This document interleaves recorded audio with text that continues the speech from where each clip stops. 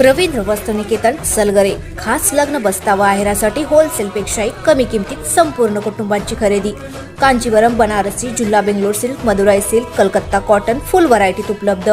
सूट व इंडो शेरवानी, हळदीसाठी kurta, safari, branded shirt, पॅन्टचे खास कलेक्शन, असंख्य व्हरायटीसह 51% भरघोस डिस्काउंट। जादा झालेला माल परत घेऊन पैसे परत। त्वरा करा, आजच भेट द्या रवींद्र वस्त्रनिकेतन सलगरे।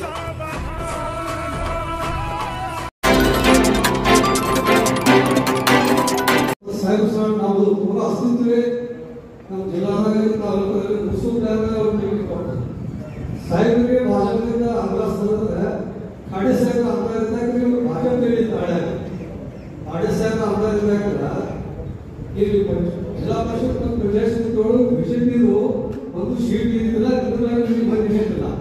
ಸಾಹೇಬರಲ್ಲೇ ಭಾಜಪ ಆಗಿದೆ, ತಾಲೂಕದಾಗ ಜಿಲ್ಲಾದಾಗ ಸಾಹೇಬರಿಂದ ಆಗಿಲ್ಲ ಅಂತ ಸಾಹೇಬರಿಗೆ ಅವಶ್ಯಕ ಬಂದಿಲ್ಲ।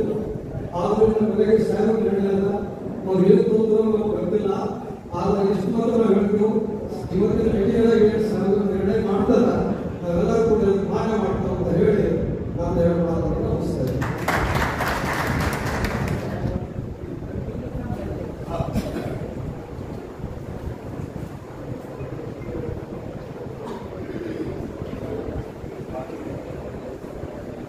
ही चर्चा घडून आणण्यासाठी आपण तालुक्यातल्या प्रत्येक गावातल्या लोकांना फोन करून या ठिकाणी बोलवण्यात आलेले। जवळजवळ आपल्या तालुक्यातल्या सर्व भागातून 20 लोकांनी आपापली मतं मांडलेली आहे। फक्त आकाशराचं म्हणणं एवढं की अजून 2-3 दिवस थांबा असं त्यांचं मत आहे। त्यांचं वैयक्तिक मत आहे, त्यांनी सांगितलं आज गेली 15 आठवडे तुम्हाला माहिती की अवस्था काय चालू आहे आणि जिल्ह्यामध्ये पहिल्यांदा संजय काकाच्या विरोधात बंड निर्माण केलं तुम्हाला माहिती आहे। आजची बातमी सगळ्या महाराष्ट्रात झाली, सगळ्या सांगली जिल्ह्यामध्ये झाली। आता आपल्याच पक्षाचे प्रताप देशमुख आहेत बाबा, त्यांनी पण त्याचं उत्तम मत दाखवले। आजच आपले घोरपडे सरकार आहे, त्यांचं मत आमच्यासारखंच आहे। म्हणजे बऱ्याच लोकांनी तुम्ही जे मत व्यक्त केले त्या मताशी जिल्ह्यातली बरीच लोक सहमत आहेत, ते पण आपण लक्षात ठेवू। तुम्हाला वाटतं संजय काका माझा विरोध कसा घे? संजय काका काय माझ्या शेजार नाही का, माझ्या घराजवळ घर नाही, शेताजवळ काय त्याचं शेत नाही। विरोध एवढ्यासाठी मला की 2 वेळा त्याला खासदारकी केला। मी स्वतः नागपूर आणि दिल्लीला गेलो। दिल्लीला तेव्हा मुंडे साहेब होते आणि नागपूरला तेव्हा गडकरी साहेब होते। या दोघांना घेऊन जात असताना, भेटायला जात असताना संजय काका बोलून मी एकटाच माणूस होतो जिल्ह्यात, लक्षात ठेवा। त्याच्यानंतर दुसऱ्यांदा बैठक झाली, त्या सगळ्या जिल्ह्याच्या सगळ्या दुष्काळ फोरमचं एकमत करून देवेंद्र फडणवीस त्यांना घेऊन गेलं आणि यावेळेला कसल्याही परिस्थितीमध्ये संजय काकांना मदत करा आणि पुढे काही चुका होणार नाही ते देवेंद्र फडणवीसनी संजय काकाच्या वतीनं आम्हाला गॅरंटी दिली। काय झालं आता तुम्ही बघताय, मी ज्याला आमदारीचा उभा राहिलो संजय काका पण होता तिथं, विक्रम सावंत ज्याला त्या एमपी पाटलाला गेला तेव्हा संजय काकांना सांगितले की तुम्ही पण या आणि त्याला विक्रम सावंतला सांगते की तू पण तिकडे। म्हणजे कोणाचा कोणाला वेळ लागू द्यायचा नाही, हे संजय काकाचं धोरण आहे।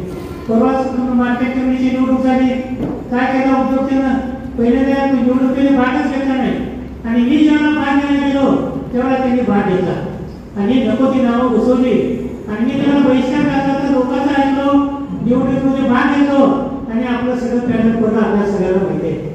म्हणजे हा गद्दारी करणारा माणूस आहे। सारखं सारखं बोलत होते हे राजा हे बाबा सगळ्याला म्हणायचं आणि खोटे बातम्या द्यायच्या।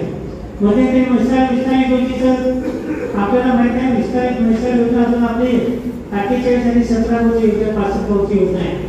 ज्यावेळेला संजय काकाची दुसरी निवडणूक ती लोकसभेची, त्यावेळेला देवेंद्र फडणवीसने सांगितलं की म्हैसाळ विस्तारित योजनेमध्ये तत्वता मान्यता दिलेली आहे। त्या योजनेसाठी आपल्याला 3 वेळा संघर्ष करावा लागला। सगळ्या पक्षाच्या लोकांना घेऊन आपण एकदा बैठक घेतली, दुसऱ्या वेळेला उपोषण केलं आणि तिसऱ्या वेळेला चक्काच्या माध्यमातून केलं आणि सरकारला आपण इशारा दिला की ही जर विस्तारित म्हैसाळ योजना जर तुम्ही मान्य केली नाही तर आम्ही 65 गावच्या लोकांनी बहिष्कार टाकतो असं म्हणल्यानंतर आपल्याला विस्तारित म्हैसाळ योजनेची 48 गाव आहेत त्या गावचं केंद्र आता निघाले। 5-6 दिवसांमध्ये सगळ्यात संपूर्ण तालुक्याचं राहिलेलं केंद्र आहे हे पण दिले आणि या 3 वेळा आम्ही त्याला उपोषण देण्यात जो आमच्या तालुक्याचा जिव्हाळ्याचा प्रश्न आहे त्यावेळेला संजय काकाचा पत्ता नव्हता. आता संजय काका काय केलंय 4-5 वर्षामध्ये आमचीच माणसं फोडायची.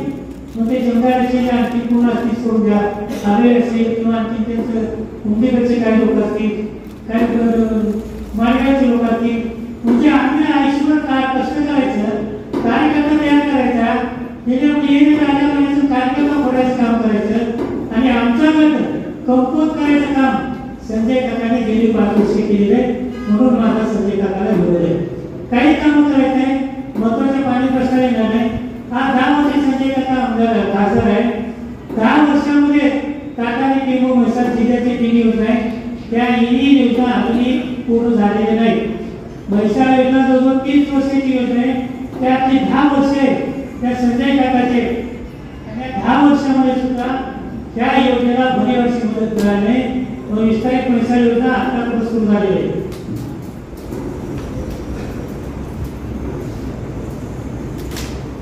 काल सरकारने काही लोक घेऊन गेला सांगते बोला पहिल्या टप्प्याचं काम तिकडे चालू आहे. मी पहिल्यांदा उदय सावंत मंत्री आता त्यांनी सांगितले आम्ही मंजूर करतो. त्यावेळेला मी उदय सावंत सांगितलं मंत्र्याला की हे केंद्र सगळं लूट काढा. जवळजवळ 2000 कोटीचं केंद्र आहे, त्यांनी 2 टप्पे केले. एक टप्पा केला योजनेपर्यंतचा आणि दुसरा टप्पा आमच्या सरकारला आता केंद्र काढलेला आहे. माझी मागणी होती की बाकी मंत्र्यांच्या समोर मागणी केली सगळं केंद्र एकत्रित करा आणि 2-3 वर्षामध्ये योजना पूर्ण करा. ही मागणी आम्ही लावून धरली. त्यावेळी संजय काकावर असलेली माणसं ती कुठे गेली माणसं तेवढा म्हणजे जे महत्वाचे प्रश्न असते तालुक्याचे त्यावेळी यांनी कुठेही उद्योग केले नाही.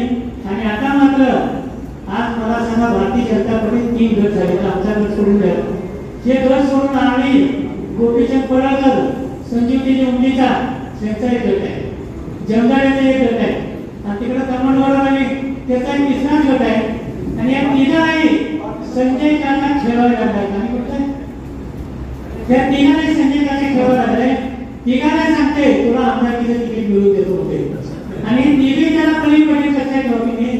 त्या तिघांपैकी कुणाला म्हणजे आज यांच्या हातात काय नाही आहे, पण नुसतं बोलायचं आणि लोकांची दिशाभूल करण्याचं काम त्या संजय काका पाटलांना व्हायला आहे.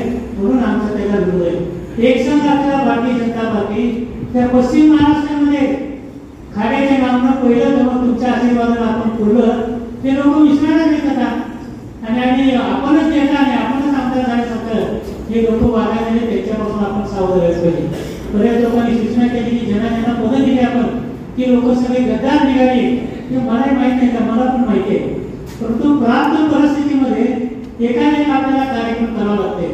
विक्रम सावकाळला बँकेत पाडण्यासाठी आपण काय उद्योग केला, सुनील पवारच्या भावाला उभा केला. त्याचा आज शाणीमध्ये होता. मग आई मला जनताला पुढे केलं, त्याला बँकेमध्ये निवडणारा विक्रम सावकार पाठवून हे आपल्याला माहिती आहे.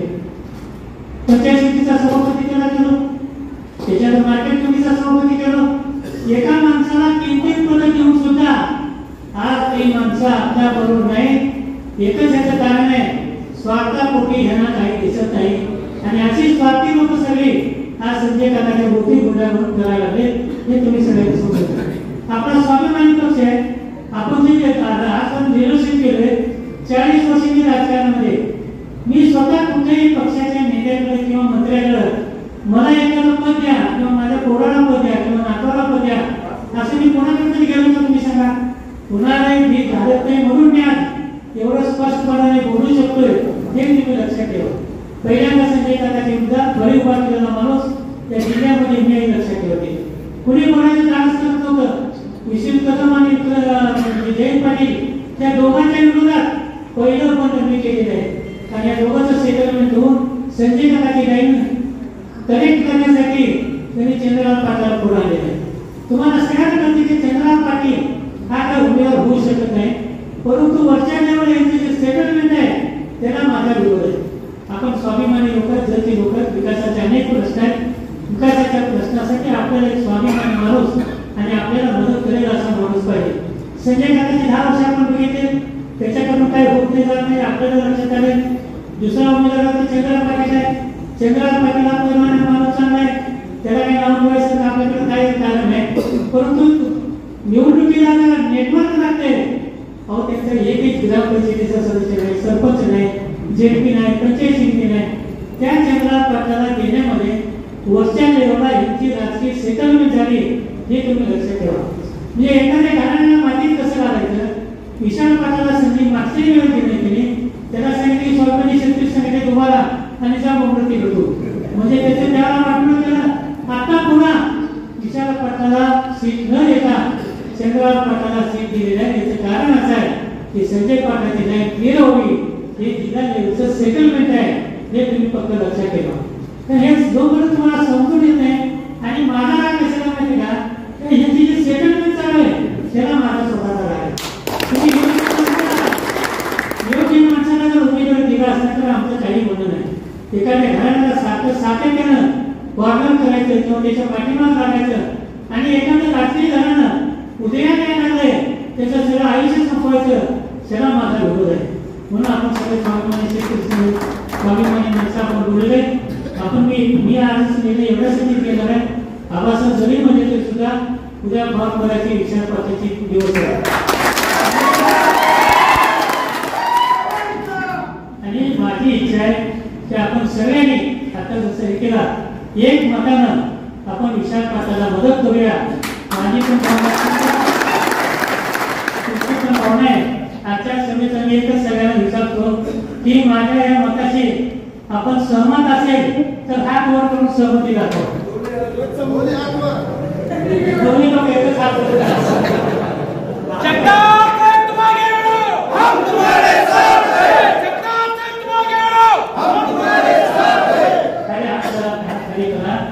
आपण आज असा ठराव एक मतानं की येणाऱ्या बहिष्कारामध्ये विशाल पाटील संजय काकाच्या विरोधात उमेदवार आहे त्या विशाल पाटलाला आजच्या सभेमध्ये एक मताने पाठिंबा दिला असं आपण जाहीर करतो. पत्रकारांनी लक्षात ठेवं की आजची जी मीटिंग आहे ती संजय काकाच्या विरोधात विशाल पाटील असा जो सामना होणार आहे त्या सामन्यामध्ये आमची आजची जी सभा आहे ती विशाल पाटलाला एक मतानं संमती देते आणि एक मतानं आमचा ठराव पास झालेला आहे अशा प्रकारे जाहीर करतो. आणि पुन्हा एकदा आपल्याला हा लढा असा चालू करावा लागेल. येणाऱ्या जिल्हा परिषदेच्या निवडणूक आहेत, पंचायत समिती आहेत, आमदारकीची निवडणूक आहे, ते 3-4 आमदार लोक आहेत, ते काही करू शकत नाहीत, स्वाभिमानाकडे बोलू शकत नाहीत. परंतु ह्या निवडणुकीच्या पार्श्वभूमीमध्ये पुढच्या निवडणुकीची बीजं रोवले सगळं पुढे जे काही पंचायत समिती आमदार घ्यायचे त्या निवडणुका सुद्धा आपला जो गट आहे हा ह्या गटाचं अस्तित्व स्वतंत्र ठेवून आपण येणाऱ्या बहिष्कारामध्ये कसं कोणाची डावपेच करायचे ते आमच्या सगळ्याला सोपवून आम्ही घरात पोहोचतो. आणि येणाऱ्या भविष्यामध्ये जिल्हा परिषद पंचायत समिती आमदारकी कुठल्या पद्धतीने लढायचं ते ज्याच्याला ठरवलं जाईल.